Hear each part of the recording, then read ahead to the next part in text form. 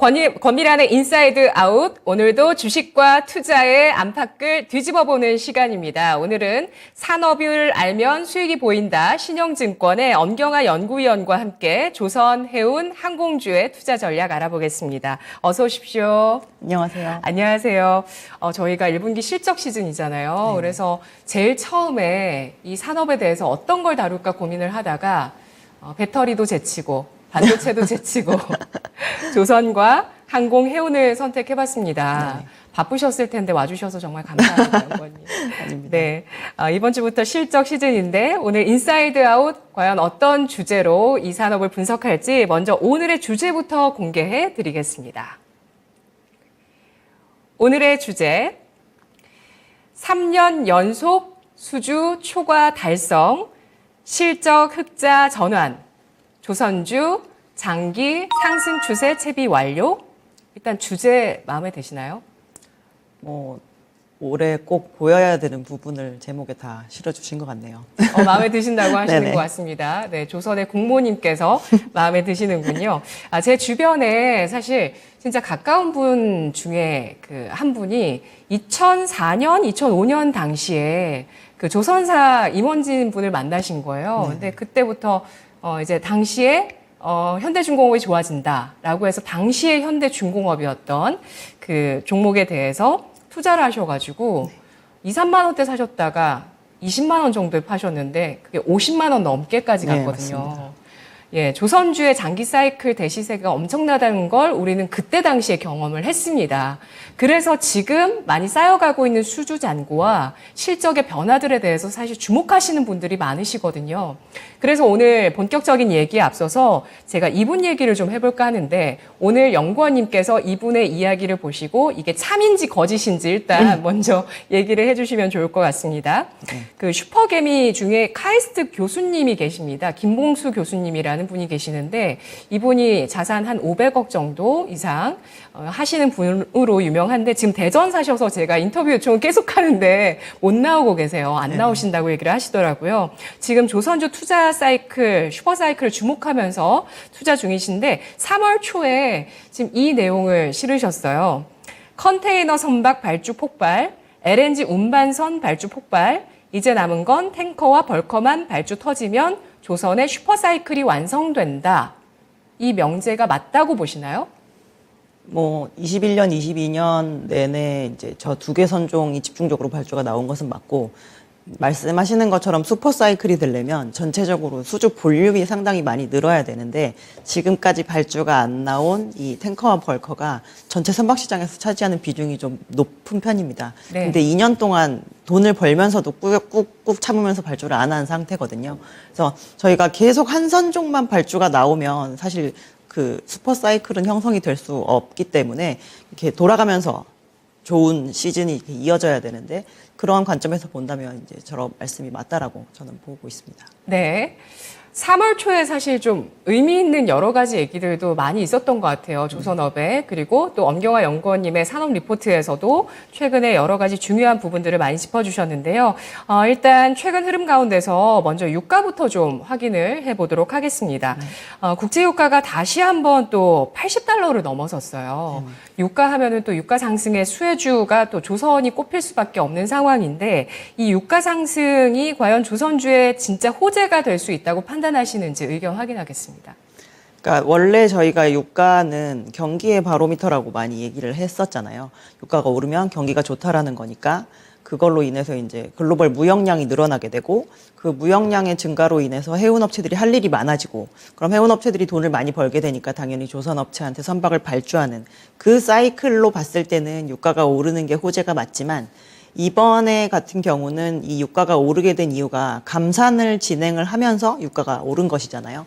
그래서 어떻게 보면 유류를 더 쓰겠다는 게 아니라 덜 생산해서 가격을 지지를 하겠다라는 거기 때문에, 그런 측면에서는 지금 이제 같은 방향, 저희가 생각하던 그 원래의 방향대로 가고 있지는 않아서 그 부분은 적용이 되기가 조금 어려울 것 같고요.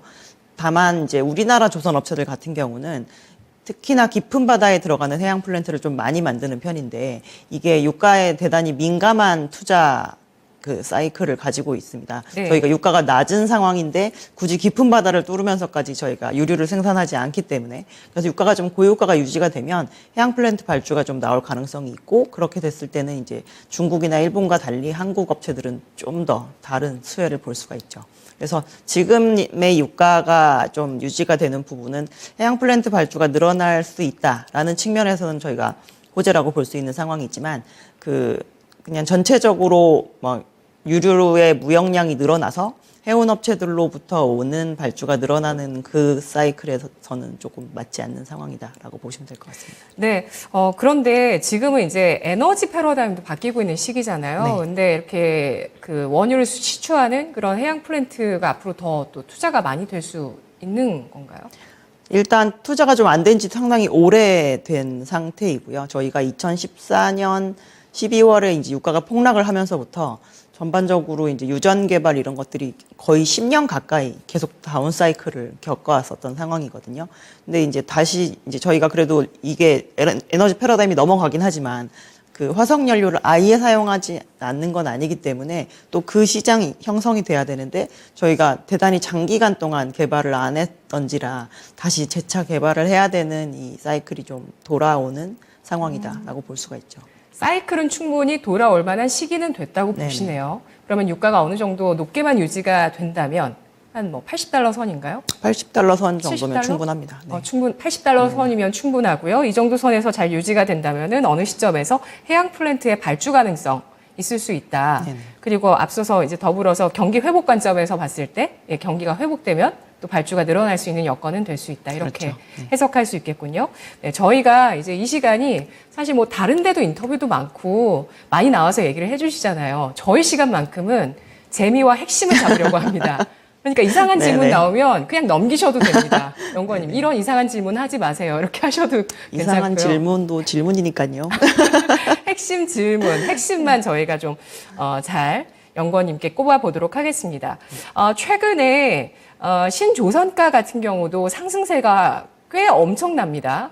예, 보니까 14년 만에 신조선가가 최고치를 기록했다. 네. 네, 이런 내용들이 나오고 있고요. 그리고 사실 올해 연초의 수주에 대해서 좀 우려가 많았었지만 아마 지금 1분기까지 놓고 봤을 때 3년 연속 조선 3사가 수주 초과 달성 가능할 것 같다. 이런 얘기들이 이제 1분기 마무리가 되면서 나오고 있어서 선가나 수주 모두 굉장히 좋거든요. 최근에 조선 업황 어떻게 보시나요? 저희가 21년에 선가가 한 22% 정도 상승을 했고요.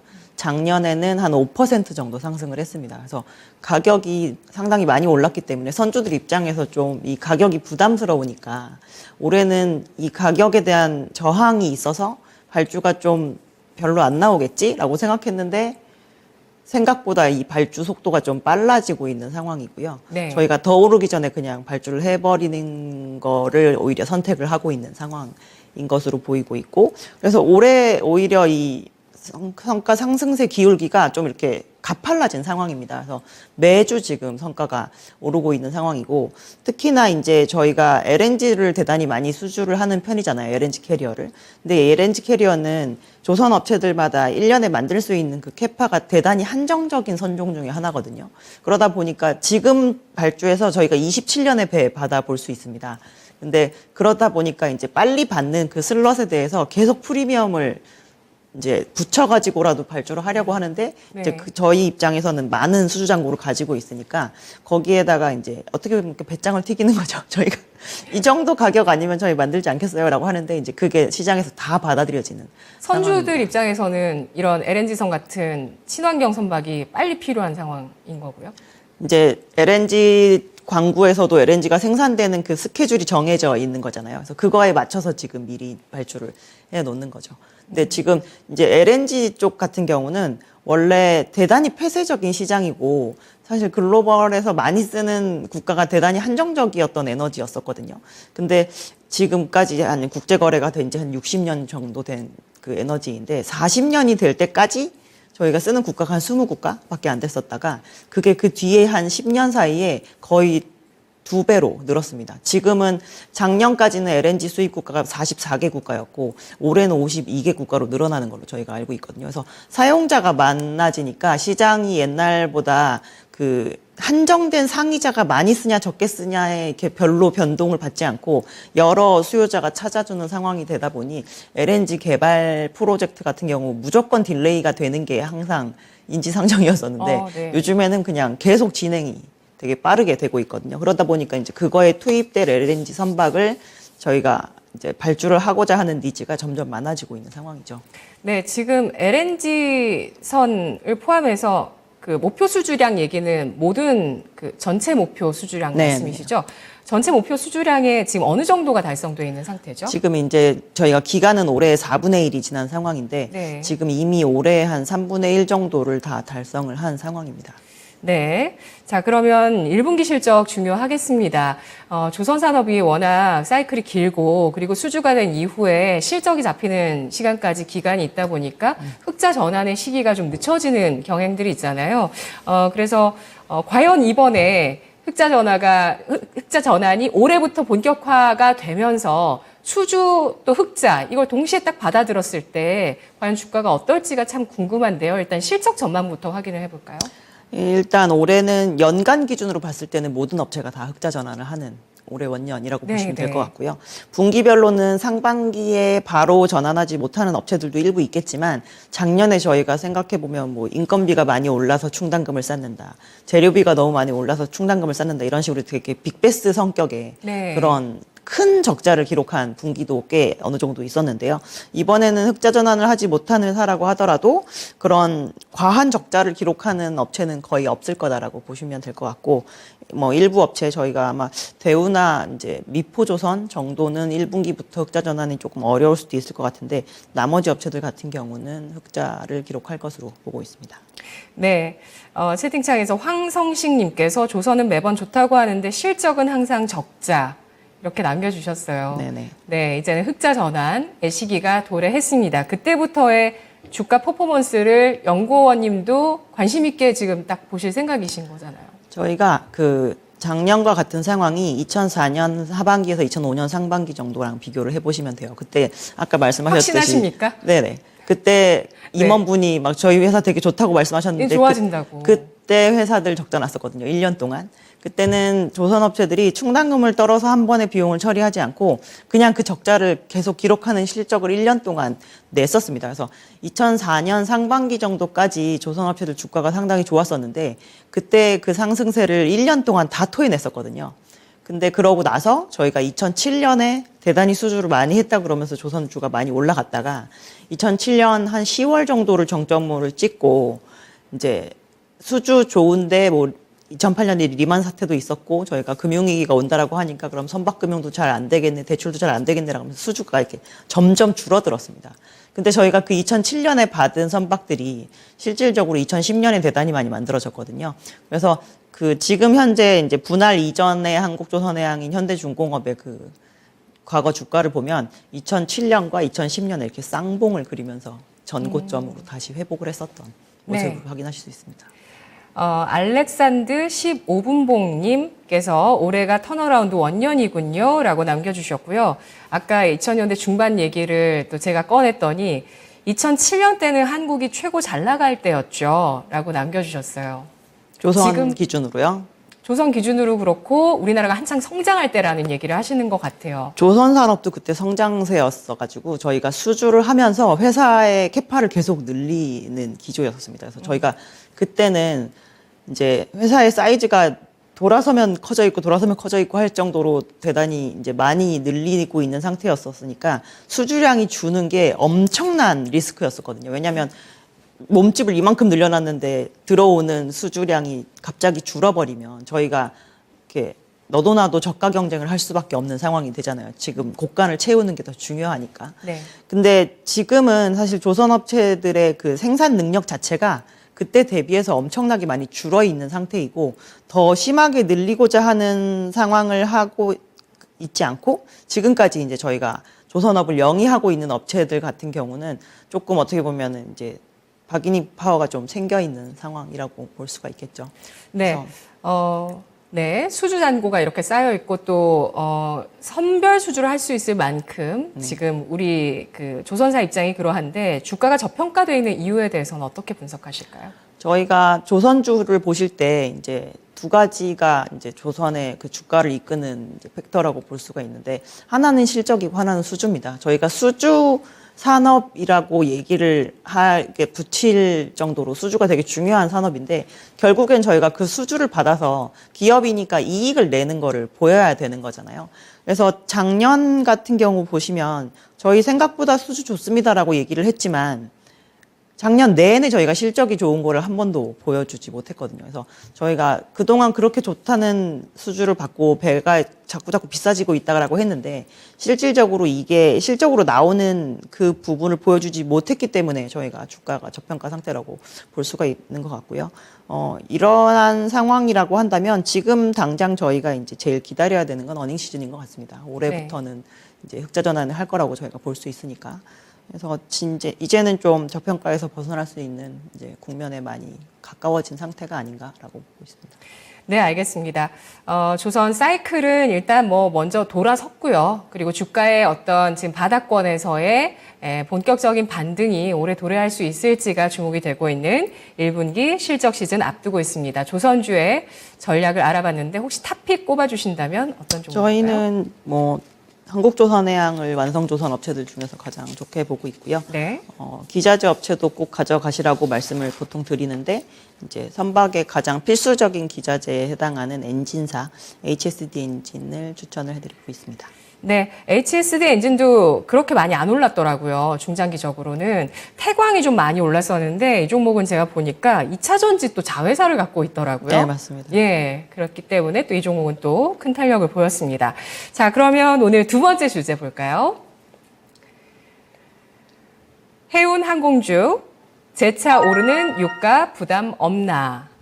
제가 이전에도 항공주 그때 연구원님 분석하실 때 항공주 저는 좀 싫더라고요. 이렇게 얘기하는 이유가 거시 변수 영향을 많이 받아서 환율, 경기, 유가 다 영향을 받아서 그런데 해운주 보도록 하겠습니다. 수요가 최근에 부진해서 해운 같은 경우는 운임이 하락하는 추세를 계속 유지하고 있죠. 반등하나요? 지금 해운에서 안 좋은 영역은 사실 컨테이너 하나밖에 없습니다. 다른 그런가요? 쪽 해운들은 바닥 대비해서 운임이 두세 배 오른 벌크 쪽도 있고, 그리고 탱커 선사들 요즘 상당히 시황 좋은 편이고요. 운임이 거의 한 10년 만에 더 좋아진 상황인 것 같고요. 네. 그리고 LPG, LNG, 자동차 운반선 할 거 없이 대체적으로 업황 전체적으로 좋고, 그 이유 중에 하나는 이제 중국이 워낙 2022년에 경제 활동을 안 하다가 하게 되니까 그런 부분에서 오는 이제 무역량 증가 영향이 좀 있는 것 같습니다. 네, 중국의 리오프닝으로 벌커 탱커 쪽은 괜찮고 컨테이너 같은 경우는 이런 경기의 어떤 영향, 수요 부진의 영향을 좀 받고 있다 이렇게 봐야 저희가 되겠네요. 선진국의 부동산 경기를 많이 보셔야 되는데, 컨테이너가요? 네, 그래서 네. 그런 거랑 관련된 그 지표가 움직이면, 저희가 미국의 케이스실러 지수가 작년 9월 정도부터 하락세로 들어갔던 것 같은데, 케이스실러 지수는 이제 주택 가격 지표에 해당이 되거든요. 그래서 그러다 보니까 저희가 아무래도 이제 코로나 기간 동안 내구 소비재를 많이 쓰셨잖아요. 냉장고도 바꾸고, 집에 있는 소파도 바꾸고 많이 하셨는데, 그거를 3년 만에 바꾸거나 하지는 않으니까. 그때 이렇게 많이 늘어났던 화물이 지금은 좀 이제 다시 제자리로 돌아오느라고 컨테이너 쪽만 요즘 그냥 안 좋은 상황이다라고 보시면 될 것 같습니다. 네, 주택 경기와 컨테이너 운임을 연결할 수 있네요. 네네. 네, 이 부분도 좀 생각을 해보시고요. 조선 질문 올라왔습니다. 실적 반영도 늦고 경기가 나빠지면 계약 해지의 인수 취소도 있지 않을까요? 라는 걱정을 하시는 분이 계시는데요. 저희가 2009년 이럴 때 정말 그 계약 취소 공지 많이 했었거든요. 공시를. 조선 업체들이. 근데 생각해 보시면 금융위기 때는 제일 취약한 업체 중에 하나가 해운사들이었었습니다. 진짜 많이 망했거든요. 그러면 계약 상대방이 없어지니까 당연히 그 계약은 취소가 될 수밖에 없겠죠. 현금 요동통도 엄청 딸리고. 근데 코로나 팬데믹 기간 동안 정말 해운사들이 돈을 억대로 많이 벌었거든요. 엄청나게 많이 네, 엄청나게 많이 벌어서 밸류가 너무 지금 낮아졌어요. 주머니에 돈 제일 많은 산업이 누굴까를 보면 해운사들이에요. 그래서 저도 꼽겠습니다. 그 계약 상대방의 리스크가 아주 높으면 저희가 취소되는 거에 대한 걱정을 할 수가 있는데, 지금 가지고 있는 수주 잔고의 불안함의 정도가 어느 정도인가가 되게 중요한 거잖아요. 그래서 컨테이너 선사들이 지금 매우 어렵다라고 얘기를 하지만 업황이 코로나 이전 정도로 그냥 돌아간 정도 수준이고, 지금 상황에서도 계속 선박에 대한 투자를 멈출 생각이 없기 때문에 그런 부분에 대한 걱정은 이번 사이클에서는 좀 안 하셔도 되지 않을까라고 보고 있습니다. 네, 해운업 같은 경우는 또 수출 데이터도 중요한 영향을 주지 않을까라는 생각이 드는데요. 민감한 변수가 맞는지 궁금하고요. 또 국내 해운사들 실적 동향은 좀 지금 방향성이 다르게 나타나고 있는지 동조화되고 있는지 짚어주시죠. 그러니까 해운업은 사실 우리나라의 물량을 수출하는 거는 별로 각각의 해운사들에게 큰 영향을 주진 않습니다. 글로벌 물동량이 정말 중요하고 그래서 이제 전반적으로 자기 매출에서 우리나라의 그 물량이 차지하는 비중이 아주 크진 않기 때문에 수출 지표랑 해운사들의 업황이랑은 사실 그렇게 일맥상통하는 면은 좀 없는 편이고요.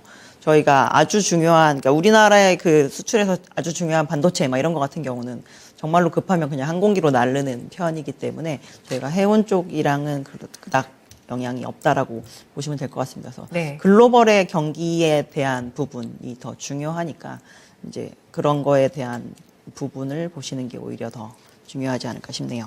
네, 우리 수출 지표나 반도체 얘기할 때도 사실 결국에 글로벌 경기가 중요하다. 그래서 뭐 미국의 ISM 제조업 지수를 봐야 된다 이런 얘기들을 하는데 우리나라 수출과는 큰 영향이 없다고 얘기를 할 수 있지만 역시 해운도 글로벌 물동량과 경기가 중요하다라는 결론으로 나왔습니다. 아까 질문 드린 해운사의 실적 방향성 같은 경우는 서로 엇갈리나요? 아니면 동조화되고 있나요? 일단 그냥 각각의 운임과 동조가 되고 있는 상황이라고 보시면 될 것 같은데 컨테이너 네. 쪽은 운임이 빠지고 있으니까 아마 몇 분기 계속 이제 감익 추세를 보셔야 되는 상황일 거고요.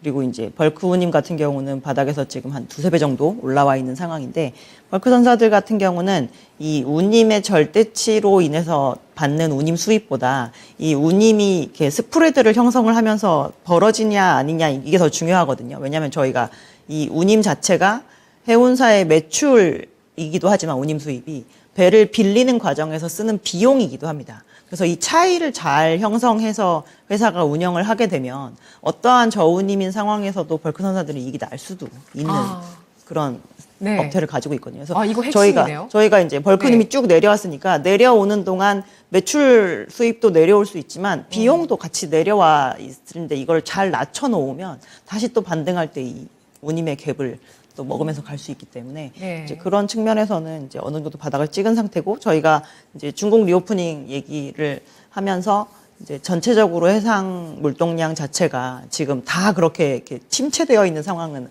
아니라고 말씀을 드렸잖아요. 네. 그래서 특히나 중국이 가장 많이 이제 수입 수출에 관여하는 그런 것들이 이제 원자재에 해당이 되거든요. 그래서 상반기보다 하반기에 이제 볼륨 쪽 지표도 당연히 좋아지지 않을까라고 보고 있습니다.